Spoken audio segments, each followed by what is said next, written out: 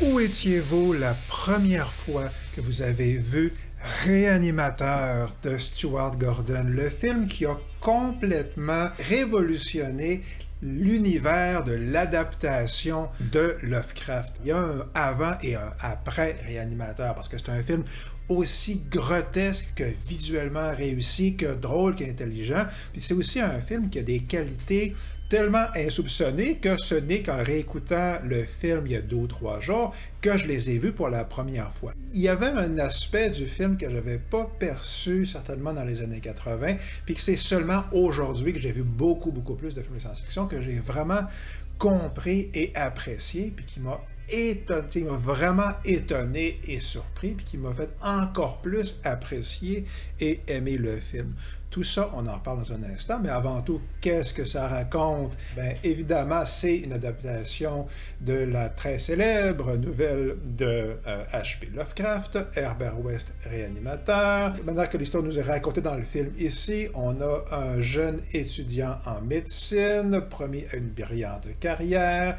Et sa copine, c'est la fille du chef du département de médecine à l'université Miskatonic, évidemment à Arkham. Il y a un seul problème à notre jeune médecin, c'est qu'il a la misère à boucler ses fins de mois en attendant que sa subvention, sa bourse d'études arrive. Et donc, parce qu'il a besoin d'argent, ben, il loue sa chambre. Et à qui est-ce qu'il loue sa chambre? À Herbert West, Réanimateur.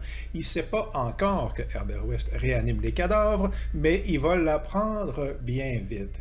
De cette décision fatidique va découler toute une série de catastrophes de plus en plus horribles et épouvantables, comme si réanimer des cadavres était une idée discutable éthiquement et moralement et scientifiquement. Qui l'eût cru? Ben, vous allez le croire et vous croirez bien d'autres choses encore si vous avez le courage et l'audace d'écouter ou de réécouter Herbert West, Réanimateur, un film dont j'avais conservé un excellent souvenir, mais que je n'avais pas revu depuis, moultes années et qui m'a énormément surpris et impressionné en le réécoutant. Alors, pourquoi c'est bon? Qu'est-ce qu'il y a de si intense et de si puissant et de si efficace dans ce film-là? Ben, commençons par le côté Stuart Gordon, un nom qui est synonyme de adaptation de H.P. Lovecraft. Là. Stuart Gordon a signé non seulement Réanimateur, mais il a aussi signé From Beyond. Il a fait Dagon en 2001, que j'ai aussi réécouté cette semaine. Vraiment excellent, dans les meilleures adaptations de Lovecraft de tous les temps. Il a fait aussi d'autres adaptations, un épisode de Masters of Horror, etc. Et c'est vraiment un gars qui est imbriqué, dont la carrière est imbriquée à celle de Lovecraft, puis c'est entre autres parce qu'il a tellement réussi son coup avec ce film-là.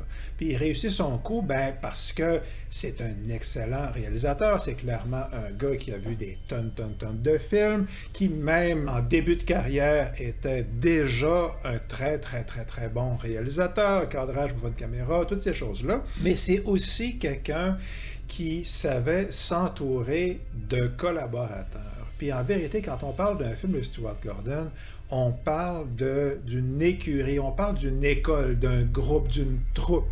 Puis ce qu'on a ici, c'est l'expression, la première incarnation de cette troupe-là. Alors, qui est-ce qu'on en a? Brian Yuzna, le producteur qui va aussi signer la réalisation de la suite, Bride of Réanimateur. Il a fait beaucoup de films, généralement toujours des films assez extrêmes, assez gore, etc. Donc, Brian Yuzna. Le scénario de Dennis Paoli, c'est pas un nom qui est aussi connu que celui de Gordon, mais c'est souvent lui qui signe les scénarios. Il est excellent là-dedans. Si on prend le temps de regarder qu'est-ce qui se passe, comment ça se passe, comment les situations sont mises en œuvre, comment tout ça est monté, comment la sauce est montée, c'est extrêmement efficace. Puis c'est d'autant plus efficace qu'il y a la célèbre troupe d'acteurs de Stuart Gordon. À commencer, on a Jeffrey Combs. Puis Jeffrey Combs est, avec Peter Cushing, très probablement mon acteur préféré du cinéma de science-fiction. Il a joué dans un paquet d'épisodes de Star Trek, en passant. Là, il joue le meilleur Andorien de tous les temps, possiblement le meilleur extraterrestre de tout l'univers de Star Trek, à part Monsieur Spock, là, Jeffrey Combs. Il est tout le temps très, très fort. C'est quelqu'un qui joue d'une certaine manière hyper théâtrale, mais toujours avec une sincérité absolue. Hyper sérieux, hyper intense, toujours présent, puis chaque personnage est hyper différent en même temps. Jeffrey Combs est absolument légendaire, puis en plus, je connais quelqu'un qui l'a rencontré dans une convention de science-fiction, il est fin. Compte de nombreux points bonus, là, il a l'air hyper fin, c'est quelqu'un qui t'écoute vraiment quand tu lui parles, là. Qualité que trop peu de gens, hélas, possèdent. Mais dans la troupe aussi, aux côtés du magistral et prodigieux Jeffrey Combs, il y a Barbara Crampton, merveilleuse et sublime et formidable Barbara Crampton, qui a surtout une carrière dans la série B, mais une longue carrière. Elle joue dans From Beyond, etc. Puis c'est quelqu'un qui a un énorme talent pour jouer des personnages différents. Puis ce que je veux dire par là, c'est que oui, c'est une actrice de série B, mais peu importe le rôle dans lequel elle joue, c'est carrément possible de ne pas savoir que c'est la même actrice. Barbara Crampton, toujours très très cool, elle est là-dedans, elle est très très bonne, sous-estimée. On a aussi Caroline Purdy-Gordon, qui était à l'époque, en tout cas, la copine, la conjointe, l'épouse de Stuart Gordon, qui a joué dans à peu près tous ses films. Elle joue dans From Beyond, etc. Vous allez la reconnaître si vous la voyez. On dit aussi que c'est elle qui faisait la cuisine pour tout le monde sur les plateaux, puis apparemment, c'était une redoutable cuisinière. Puis ça, si vous avez été sur un plateau de tournage d'un film à petit budget, vous savez à quel point ça paraît. Quand on a quelqu'un qui fait bien à manger, ça fait le jour et la nuit, là, ça fait toute la différence sur la production d'un film à petit budget. Là. Donc, chapeau à Mme Caroline Purdy-Gordon. Puis, dernier truc que je mentionne sur les acteurs, lui fait pas partie de la troupe régulière de Stuart Gordon, mais il y a David Gale qui fait le célèbre docteur maléfique qui hypnotise les gens, puis dont la tête se ramasse coupée et il passe le reste du film à se promener avec la tête dans une valise ou dans un plateau, là, puis sa tête, son corps décapité se promène. Là. Il est très bon. Là. Il est vraiment excellent.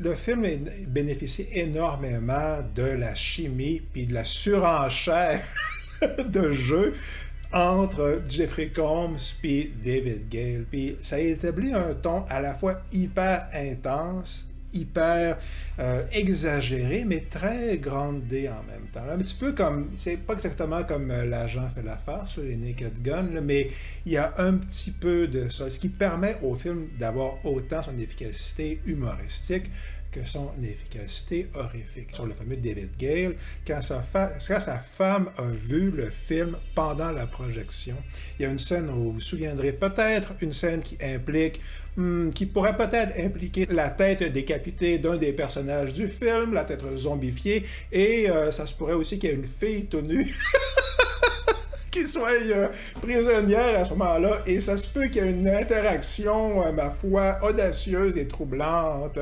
entre cette tête décapitée et cette fille tout nue. Et quand la femme à David Gale, l'épouse, a vu son mari participer à cette scène-là, elle s'est apparemment levée dans la salle de cinéma pendant la projection, la première avec tout le monde, le réalisateur, tout le monde était là, les journalistes, là, puis elle s'est levée en disant « David, comment as-tu pu, là? David, how could you? » Puis elle est sortie en courant, essentiellement, et ils ont divorcé. Hein? C'est la dernière fois, c'est le moment où elle l'a quitté, pendant la première du film. Puis apparemment, David Gale, j'ai pas vu la suite, mais il était quand même partant pour être dans le 2. Il est certainement très bon dans le 1, et oui, ce film a peut-être coûté à M. Gale son mariage, mais merci M. Gale, parce qu'il est ultra bon dans le film. Là. Avec lui et Jeffrey Combs, à beaucoup de points de vue, font le film. La deuxième qualité de réanimateur, puis premier secret, si je veux dire, première qualité que j'avais oublié, que j'avais pas remarqué en fait dans les années 80, puis c'est que pour un film qui est aussi extrême au niveau du gore et au niveau de l'humour aussi, parce que c'est un film qui est très très drôle, efficacement drôle, on rit pour vrai, même 30-40 ans après que le film soit sorti, 30 ans je pense, non, 40 ans, aïe aïe aïe, 1980.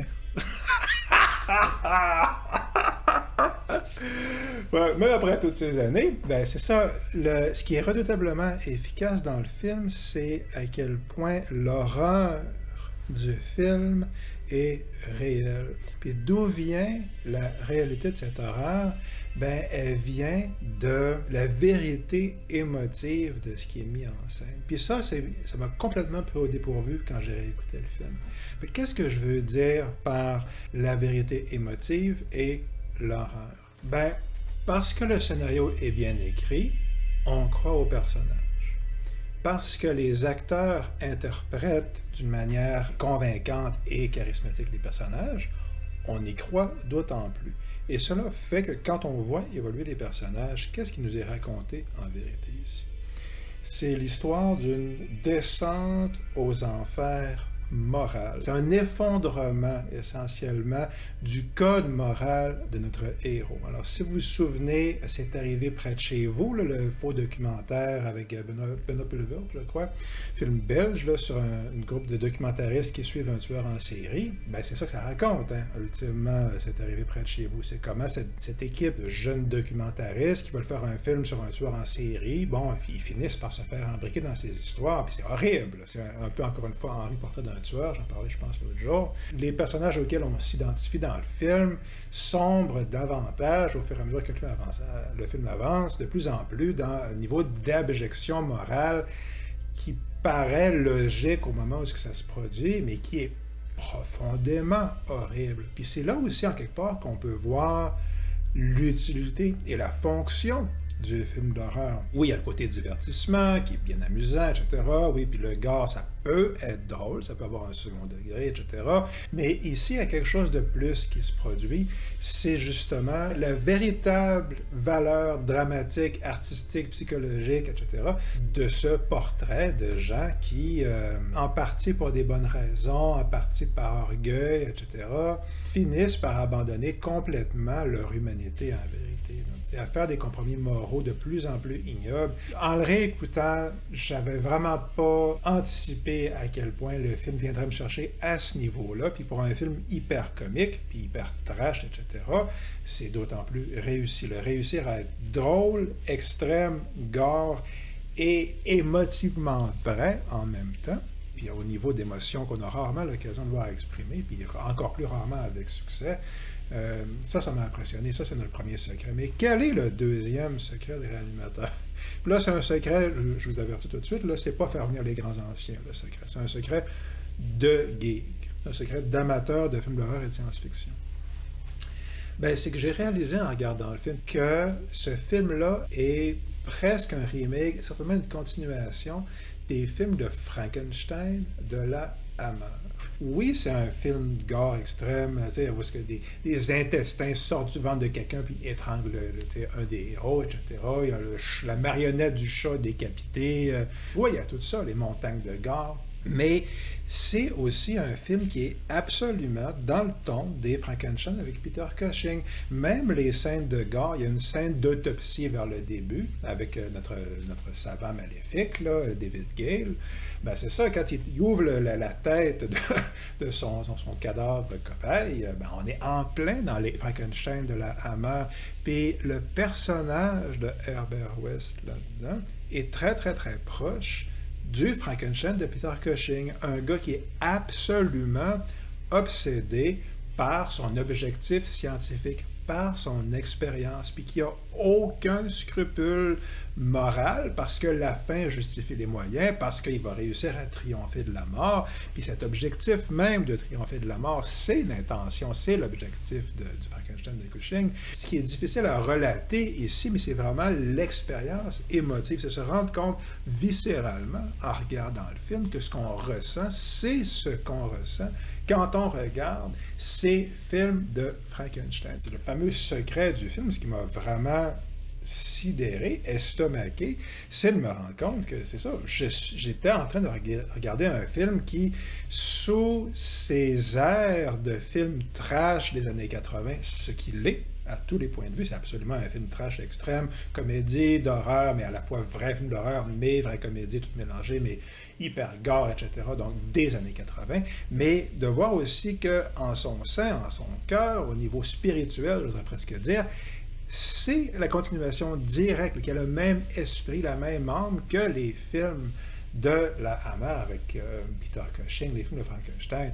Puis Peter Cushing, c'est mon acteur de film de genre préféré. Puis ces films-là, les films de la Hammer des années 60, beaucoup de gens ont essayé de les copier ou s'en inspirer, puis très peu de gens y sont réellement parvenus. Puis voilà, le grand secret, la grande réussite de Réanimateur. La raison, sans doute, pour laquelle ça a autant marché, autant frappé l'imaginaire, c'est que c'est tellement bon qu'on prend pour acquis la quantité de qualités qui sont réunies dans ce film-là, puis qui passent complètement inaperçues. Les interprètes, les comédiens, le scénario, le producteur, les décors, les éclairages, la direction photo, le réel, évidemment, le côté humoristique, le côté émotif hyper intense, et ce côté horreur classique, avec aussi le docteur maléfique là, qui hypnotise les gens. Stuart Gordon aurait voulu avoir Christopher Lee dans le rôle du docteur. Christopher Lee qui joue Dracula dans les années 60, qui hypnotise les gens, on est en plein là-dedans. Là, puis on a vraiment l'impression, là aussi, d'avoir un personnage qui aurait sa place carrément dans les films de la Hammer, si c'est pas les films de la Universal. Puis cette saveur-là, donc cette essence-là de l'horreur classique, okay, maîtrisée, absorbée, réincarnée dans ce film de monstre extrême, ce film de zombie extrême, ben c'est vraiment ça, je pense, le secret, le terrible, le redoutable dans son efficacité, secret de Réanimateur.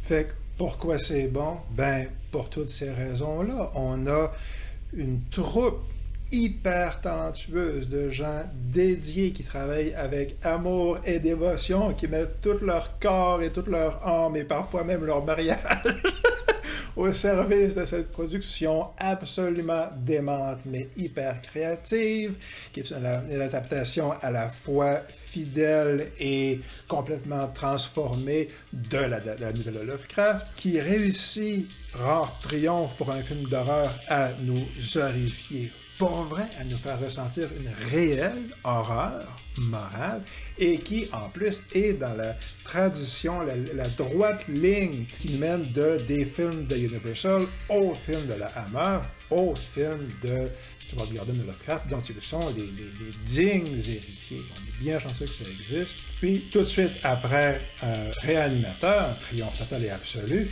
il livre un autre film encore plus extrême. Ce film-là, c'est From Beyond. On en parle ici.